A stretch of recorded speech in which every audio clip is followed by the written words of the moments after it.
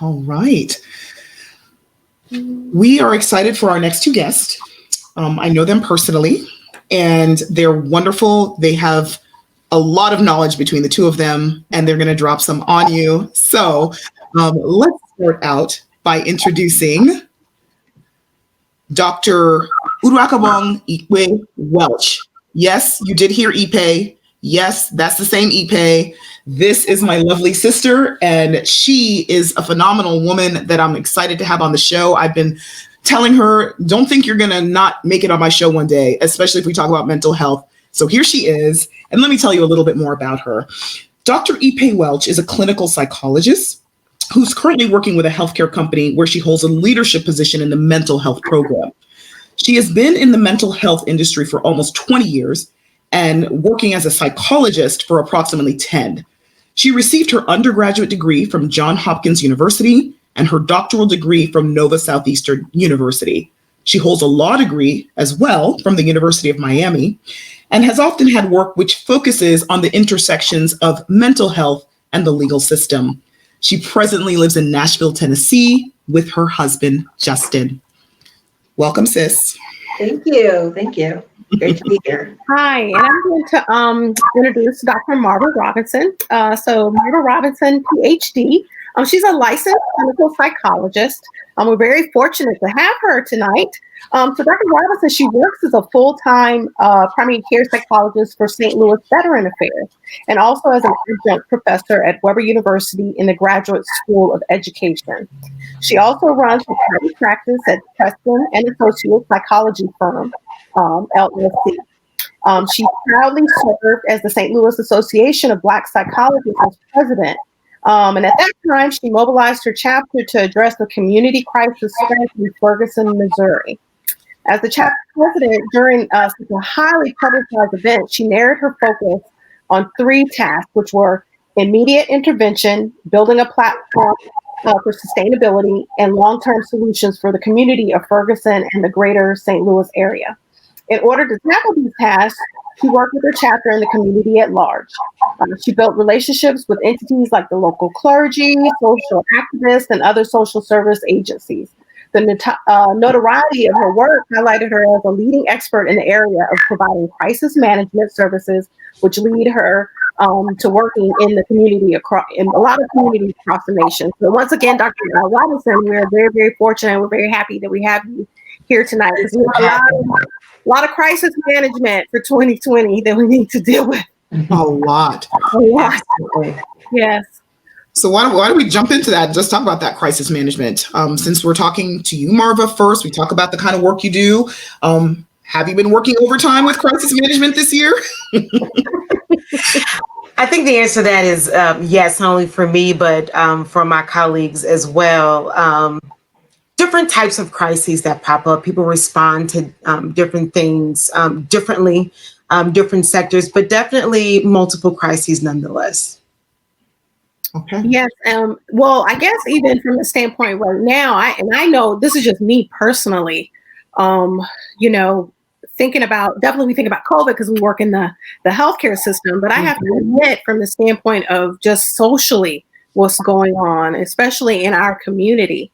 A lot of the incidences with police brutality, the killing of innocent, unarmed people, of our Black men, as well as also the political climate right now. Sure. With the election coming up, what's been going on from the standpoint of even, I guess, specifically where you're working in your practice with all of that that's going on right now? Well, one of the other guests earlier mentioned about conspiracies and the unknown factors. So what tends to happen is when there is news that goes out and bits and pieces of information are fed, people are left to fill in the gaps for themselves. Mm-hmm. Yeah. Before you finish creating a theory of what happened to scenario A, B has popped up. And so now people are trying to sort out what's going on with B. Definitely during these times, it's been challenging, especially for Black families, seeing a lot of the killings that have taken place that are public, also dealing with health disparities and challenging times of, can you get tested for COVID? Where do you go? Finding a doctor that's willing to hear and listen to you. And on top of that, being parents and dealing with virtual schooling. So Yes. it definitely is the trifecta going on, and it hits our marginalized communities more than anything. Yeah. I want to switch gears a little bit because I had you all together for a reason, not just because you've been friends for many, many years, but because you're both clinical psychologists. And I think that when we talk about access to care, one of the problems is that a lot of patients don't realize who the players are in healthcare and what the different roles are and how they can select these providers. And so I want you, Uduak, I'll start with you, Dr. Uduak, if you can tell me a little bit about what distinguishes clinical psychologists and how a patient can access them, when a patient would access a clinical psychologist versus, say, a psychiatrist. Okay, well, hi again. A psychologist is going to focus a lot on assessment and testing, whereas your psychiatric provider, that would be anyone that's a psychiatrist or psychiatric NP, is going to be able to prescribe medications and is going to focus very closely on the medication management portion of a patient's care. While a psychologist is going to look a bit more at the testing, helping with diagnostics. While both can diagnose, that is more of the area in which a psychologist would operate. You can, I believe one of the doctors, I think it was Dr. Metzger, talked about a way that you could reach out through a Psychology Today in order to find a psychologist or a psychiatric provider. So that's a great way to be able to get those resources, also through your primary care physician. That's another way. For those of us who come from populations or communities where we don't really have insurance, you can always reach out to your community mental health center as well in order to get mental health services, even if you don't have private insurance or feel like it's something that's affordable. Your community mental health center. So like I would Google Atlanta Community Mental Health Center and I could find resources even if I didn't have insurance, which is really important because a lot of people have lost their insurance during this pandemic. So is that what you're saying? Yes, absolutely. You can go ahead and Google, and there's going to be one that's kind of like in your catchment in your area that you would go to. Okay. Marva. Yes. What is the biggest challenge to delivery of mental health care in 2020 for you? The biggest challenge. I'm fortunate enough that I work in primary care. So a lot of the patients I see are referred to me from their primary care provider. Mm-hmm. The biggest barriers are people being aware of where to get a clinician and what would qualify you to reach out to see a psychologist. And the answer to that for me is anything, right? So my goal when I see patients or talk to people or do any type of community work is you don't have to diagnose yourself first or determine if you're worthy of seeing a clinician first. Just give us a call. We can have a general conversation, and from that, we can determine on what the next steps can be. Oftentimes, someone may think, well, I'm not suicidal, so I don't need to see anyone, or I'm able to sleep at least one good day if I crash, so I really don't need to see anyone. And that may not necessarily be true. So I think sometimes people kind of cut themselves off from the need to speak to someone before we actually get a chance to have a conversation with them. And I also just want to add really quickly, adding on to what Dr. Ikpe just said, is people can also go to the website for the Association of Black Psychologists. You have some individuals that prefer to see a psychologist. And so we have a listing for every state where you can find a psychologist there as well. Do you think it makes a difference, Dr. Ikpe-Welch? Do you think it makes a difference whether or not a psychologist or a counselor or therapist or psychiatrist, for that matter, anyone who's involved in your mental health care, does it make a difference whether they look like you, whether they are a woman, whether, whatever links you or bonds you to that person in terms of how you look, where you come from, background, is that important? What's important is that you, as the patient, the person who's receiving the care, that you feel comfortable. And that can be with maybe someone that's the same, ethnicity as you, speaks the same, native language as you. It may be someone that's the same gender, sex as you, but it may also be that, you feel comfortable with a therapist who, is of the opposite sex or is of a different race. Really, it just depends on what is most comfortable for you. And I think people have to make sure that they feel comfortable. You don't want to find yourself in a situation in which you have a therapist who maybe doesn't look like you and you're not comfortable with that and you don't feel like saying something. If you're not comfortable with that person, you want to be with someone that, has some shared experiences in terms of history and how you see the world, whether it's religious, what have you, then I think that that's really important that you reach out and get matches what your needs are. So it really does depend, and it's up to you as an individual to feel comfortable saying, this is who I want to see, or no, I don't feel comfortable seeing that person. Okay. Hello, Georgia Peaches. This message is for you. So the Georgia runoff elections are on January 5th, 2021. However, early voting started December 14th. So if you haven't got out there and vote, please get out there and vote. Let's do it.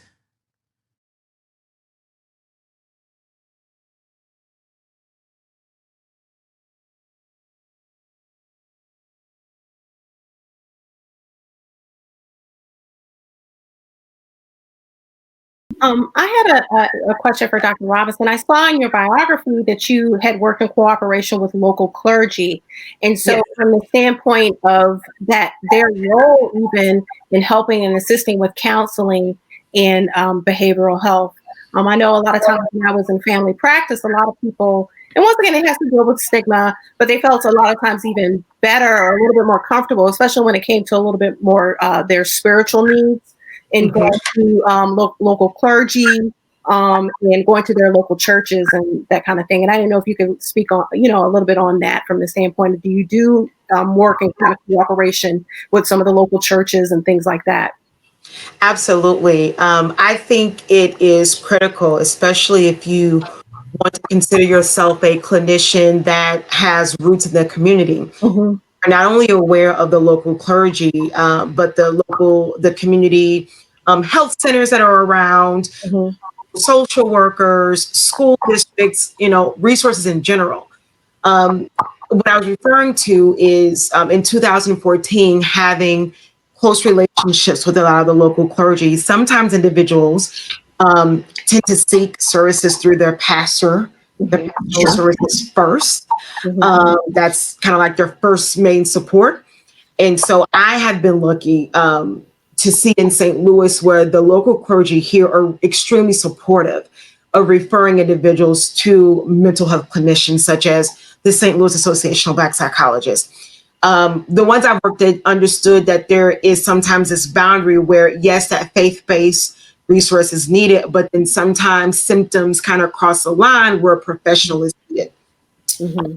So that's been big. I mean, even the church that I attend, there's a huge presence and talk about mental health, seeking professional care. And so that's kind of been the push. And so being able to work with clergy hand in hand has been a critical part of being able to help the community heal.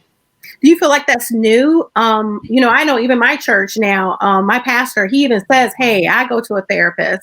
And to me, I know it's very refreshing because once again, very strong Black man, and he's saying, hey, listen, even I have to go see somebody and talk to someone. Do you feel like that's something that is new, and if so, great, and it's moving in the right direction? I think it definitely is new. I can remember before I even started grad school that not always being the case, that people were receiving the message that if you're sad, pray on it, or you're not strong enough in your faith, or kind of being weak in your faith to go and seek help elsewhere because you feel all within the Lord. Now what I'm seeing, and if I can just say, for instance, at Friendly Temple Church, which is one of the largest churches here in St. Louis, the bishop there is very open about seeking professional help. is okay. And I have been to other services where pastors will openly say, I even see a therapist. And whenever you can have a pastor or someone in authority say that, Yes, the ultimate win-win. Yeah. absolutely. It really is like, oh, okay, well then it really is okay. Then it really is okay. I'm so glad you mentioned that, because we're talking about barriers to mental health care, and there's cultural barriers and so forth. And then there's the barrier of access. And then there's the barrier of believing that you're somehow either weaker or disappointing people. You mentioned the barrier of thinking, oh, if I seek mental health, that means I don't have faith in God. There's another barrier and another group of people that I think may need a little bit more direction, and that's actually healthcare workers. I feel like sometimes there are barriers that we have in general to seeking care. So I want to actually turn to Dr. Ikpe-Welch, because I know that we've spoken about how there's something, what did you call it, compassion fatigue, and certain things that can happen when you're seeing on the front lines or in healthcare or any high stress profession. You're seeing things often, and you still have to care for somebody, take care of a patient. So I want you to talk a little bit about that. And then I'd like you to guide us through some of the relaxation and stress relief exercises that you've talked about that you do with your healthcare team. And that's the people that you direct when you work with them in the mental health program. Right.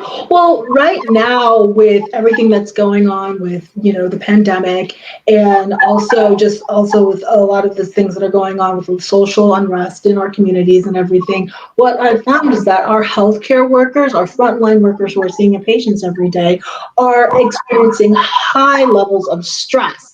Anxiety, fear, and that sort of thing. And, stress is something that you guys are all familiar with as doctors, happens, physiologically when you think something, your body is trying to fight something that it thinks maybe is too great or out of your control, right? So you find yourself bracing, right? You're trying to, you're ready to, your fight or flight, I guess, comes on, right? Sure. And so you have that response, but your body cannot tell the difference between the fight or flight response and when you're just stressing out because either you're dealing with patients for a really long time, or you're dealing with, hearing something very difficult or hard on the news. Your body's going to react with stress in the same way. So now you have your healthcare worker, they come home from work and they're hearing all sorts of stuff on the news that is very stressful and difficult for them. They come into work, they're dealing with their patient population, and they're concerned because of the pandemic. They're concerned for themselves, they're concerned with their patients, they're concerned they're going to bring something home. I mean, just think about all of this stress that is being leveled on our healthcare professionals. And so, yes, at some point or another, it becomes where, it's almost like your cup is now empty and you don't have anything to give. And so that's kind of where that compassion fatigue comes in, where you're constantly giving and giving, and then there's nothing left. And when you run out, then you have nothing to give to your patient, right? So it's really important that our healthcare workers start to think about themselves and their wellness and their self-care. I know particularly women who are caregivers and so forth tend to put themselves last, not think about themselves first. Absolutely. And it's really, really important to take that time to stop and think about self-care and your own wellness. Awesome.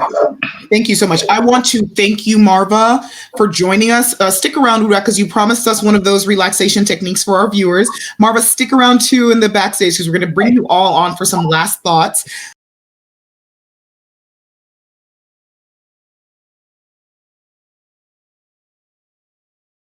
Hi, I'm Dr. Anwar Osborne. There's been some confusion lately about wearing masks, and I want to give you the facts. Masks are like your drawers. Follow drawers rules. Rule number 1, don't let anything hang out. Nothing should be peeking out of your drawers ever. None of this. None of this. You can't bird box the Rona. Rule number 2, don't adjust in public. Would you really dig deep to pick out a wedgie? No. Don't adjust them in public with your hands. Your hands carry germs. Wash those nasty things before you put your mask on and before you take it off. Rule number 3, keep them off the table. When you go to a restaurant, would you just casually toss your dirty drawers on the table? I don't need your Fruit of the Looms next to my guacamole. No bueno. Rule number 4, wash them or be nasty. If your mask has more stains on it than the Tupperware you use to store your tomato sauce, you got problems. If it has holes in it, trash it. Wash your mask. Rule number 5, don't swap them. Don't share them with your friends. Hey, bro, can I borrow your boxes real quick to just run in that store over there? I mean, for real, remember the rules. Don't let anything hang out. Don't adjust anything in public. Keep them off the table. Wash them or be nasty. And don't swap them. Most importantly, wear them. Now you know. Don't forget it.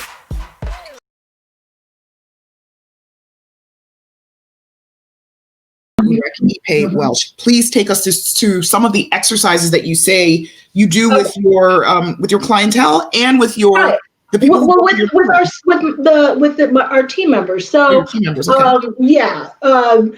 What research has found since COVID has come out is that, a lot of workers are spending time stressing out. They're spending working hours doing that. And so when we would go out to the sites to see our staff, they're all burnt out. And so we decided that we were going to start doing wellness exercises. So whenever we have large meetings, we go into and do breathing techniques. We'll do progressive muscle relaxation, different types of things that we can do to help reduce stress. And so what I want to do with you guys today is give you some stuff that you can work on your own and then utilize also when you're in real life in situations in which you're starting to feel a little bit more stress and anxiety. All right. You ready, Sonia? Yes, I'm ready. All right, you ready, viewers? So what I'm gonna do is I'm gonna explain what we're gonna do first. Then I'll demonstrate it, and then we can do it together maybe 2-3 times. Okay. Sounds good. So the first thing is paced breathing. Okay. It's really important that you are aware of how your body, your heart is connecting to your respiratory system, and breathing will help to activate those stress reduction mechanisms. So the first thing we're going to do is we're going to put our hand on our chest and then one hand on our stomach. Now the reason why we're doing this is because we want to make sure that we're utilizing our stomach and our diaphragm, that we're breathing, getting full belly breaths, and that we're not necessarily getting it up in our chest. We don't want our chest to move too much. We want that belly to be going up and down. So that's why we've got our hands here.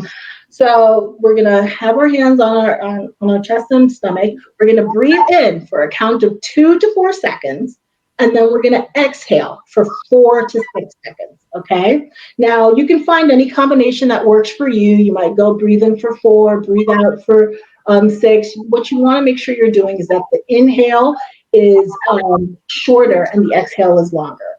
And as you breathe out, you might choose to say something to yourself like calm, or relax, or breathe, something as you're on your exhale that makes you feel calm, relaxed, at peace. So I'm going to go ahead and demonstrate first, okay? Okay. And for this, I'm sorry, I forgot to tell you, you can either have your eyes closed or maybe lower your eyes if you like. If you're not comfortable with that, you can go ahead and leave your eyes open. All right, so.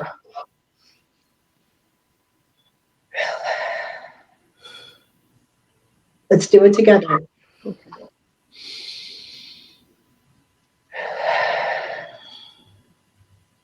Try and concentrate on the feel of your breath as it goes in your nostrils and comes out of your lips.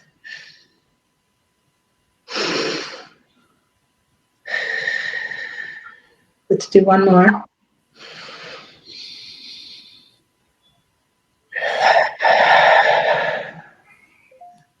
So if you try this a couple of times, in the week, maybe in the morning when you wake up or at the end of the day in the evening, just going through these breathing exercises, you'll find that when you're in a real stress situation, you won't have to put your hand on your head, your chest or anything like that. You can just stop and take those deep breaths, and recalibrate things. And you'll find that that really does act as a stress reliever in real time. And the practice of it also is going to just help to keep you in a more balanced and rejuvenated feeling throughout.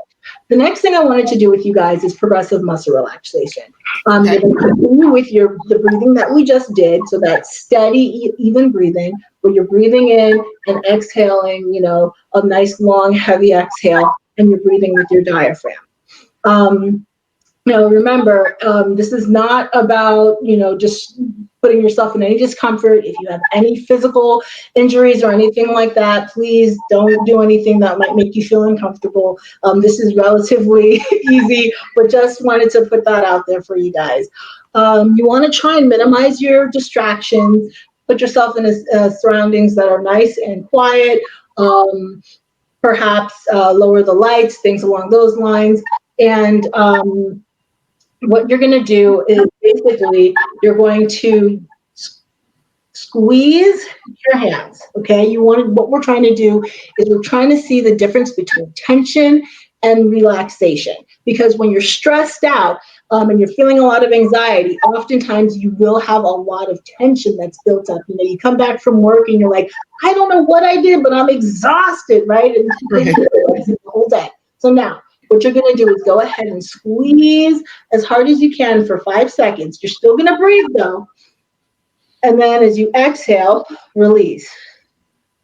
And what you want to focus on is the feeling of the blood rushing back into your fingers, if you have any tingling, anything along those lines, you want to feel all of that. So you're going to squeeze the muscle group as tightly as you can for 5 seconds, and then focus on the feelings and sensations of release. And you can do that with all these different, with all of your body parts, right? You can make a muscle with your arm. You can squeeze your eyes together in your face.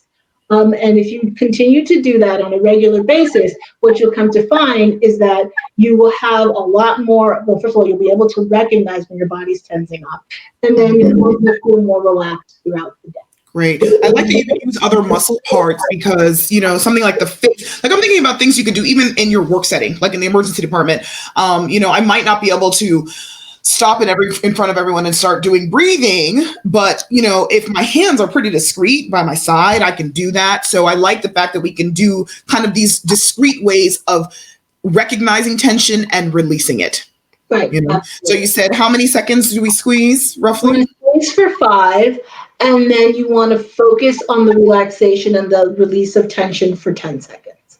Okay. And as you release that tension, you want to be doing it on your exhale. So you're saying something like relax or calm or peace or whatever word works for you in order to get to a good place. Well, let's do one together before we have you leave the stage. Just one. Let's squeeze whatever you want to squeeze, people. All right, yeah. On your way, squeeze. I'm doing my hands. I'm doing my hands. Okay.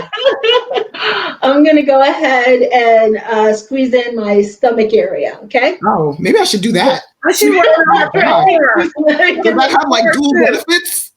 What you want to do is you want to go ahead and just breathe in. It's kind of like, you're squeezing your stomach, right? Okay. So kind of like tucking your stomach, and you're going to tense those muscles in, like making your core really strong.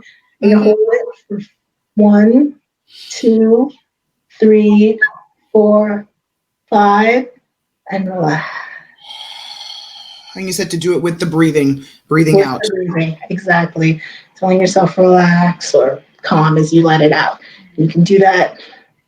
That does feel very good, actually. Yeah. And so if you practice that, give it just a couple times a week, you'll find that it becomes easier to do, and you'll continue, like I said, to have like that feeling of rejuvenation as you go on through your days. I just wanted. I think you wanted to add that. Yes, I'm going to put that up right now. Is you're referring to the sites that you're talking about. So Dr. Ikpe-Welch wanted our viewers to know that they do have apps out there that can help you through these relaxation, meditation techniques that have advice for sleep and so forth. One of them that she mentioned was headspace.com. And all of our healthcare workers out there, there's a special promotion going on right now where you can actually access the app for free. provided you have an NPI number or if you are a US-based practicing RN. So that's headspace.com. And there's also calm.com. I've seen some commercials for that on television too. So those are two sites that you might want to check out to help with these, because we all have heard from pretty much all of our experts that relaxation and let me say the anxiety is high and that we need ways to kind of relax and de-stress. So we'll try some of those exercises that Dr. Ikpe-Welch has shared with us, and also check out some of those websites that she's recommended for us. Thank you so much, Dr. Ikpe-Welch. Don't go anywhere, because I want to bring on our guest, all of our guests. Let me just put up their pictures here. If you could join us on stage, I would like all of our guest experts to give us some closing thoughts, some last minute words for our viewers. What are some tips on thriving and surviving from a mental health perspective in 2020? Here we go. Hello, everyone. So talk to me, Dr. Rakowski. Give me one tip for our viewers that you want to leave. You're on mute. Yeah, reach out to family and friends. Find people to talk to, whether it's virtually or even in person. If it's in person, make sure that it's done safely, wearing masks, keeping distance. Really reach out, because isolation could be deadly. Wonderful. Thank you for that. Sure. What about you, Dr. Marva Robinson? Tell me what you want to leave with our viewers. I want the viewers to know that 2020 doesn't have to be the year that you want to forget, right? We are in a very unique position to do what I like to call the 3 L's, right? Lean in, right? What things about you do you need to reflect on a little bit more? Learn, not just learning more about you, but learning about others, and also loving, right? We are humans that are built to love. And so are you sharing that with those who deserve to have it? And so during the time where we are alone, you can journal, write some thoughts down, set goals for yourself. Think about all the things that you enjoy to do that you can still do. You just have to add a mask or less people. So really take this year to really spend some time in reflection, so that 2021, you know more about you and you're more ready to tackle life than you ever have been. I love it. I love it. Dr. Goodwin? Sure. Well, the great thing is Dr. Marva took part of what I was going to say, so then I won't say something. Sorry. Oh, no, don't apologize. I had other stuff in my head. Just give me something else. So I would say that there are 2 things that are going to get you through this. One is grace, and it is important to not just have grace for yourself, but for other people. No one has done this. Everyone is doing something new. The expectation that everything be perfect is going to drive you 100% nuts. The second thing is asking for help. And it's, an entire talk could be on the continuum of ways to ask for help. But since we're talking about specifically some of these mental health things, that there are times where no amount of Oprah, Ayanla, Tony Robbins, or Deepak are going to get you through. Right. And if you find yourself in a position where you just feel like it's too much, as Dr. Jeffrey spoke about earlier, ask for help. It's much easier for all of us to help someone on the front end than when it's a crisis. It's kind of like if you gain 2 pounds and you need to lose 2 pounds, it's a lot easier to lose 2 than 50. Right. So reach out when things are little, and then we can get you fixed up really quickly, get you back on and living your life. Wonderful. I love that. Ask for help. What about you, Dr. Ikpe-Welch? Well, I would just say that you should give yourself permission to take care of yourself. Challenge yourself in the next couple of weeks to think of something that you could possibly do that would improve your self-care or your wellness, whether it's taking more walks or playing with your children or reading a book, taking on a new hobby. Just try in the next couple of weeks to think about ways that you can take care of yourself and go for that. And if you are feeling, like you're having thoughts of, that you need help, or someone else that does need help, or having thoughts of self-harm, please reach out to the National Suicide Prevention Lifeline. That's at 1-800-273-8255. or reach out to, your local healthcare provider if you have one, but please seek help if you need it. Definitely. And we'll be posting that National Suicide Prevention Hotline up on our website as well. Lola, I see you here with us. Here we go. Why don't you leave our viewers with the last thoughts that you have for them? Mental health is real. If somebody tells you that it's not real, you tell them, hey, it's real. And I think that's the best thing that I can say because of the stigma that's attached to it. Just to know I'm not feeling good. Something is wrong with me. I need to see someone. Absolutely. Definitely giving it the weight and the attention that it deserves and overcoming any sort of stigma that people might have about it. I love that too. You all are amazing. I appreciate you so much for being here. I am going to actually invite our very last expert who's not here among you all. She also had a pre-recorded session and she had some wonderful things to say. But before I do that, thank you all for joining us. Continue to help us because we need that help as a community, as a nation. We need people like you more than ever. So thank you for the work that you do. Thank you for having us. Thank you for having us. Thank you. Thank you.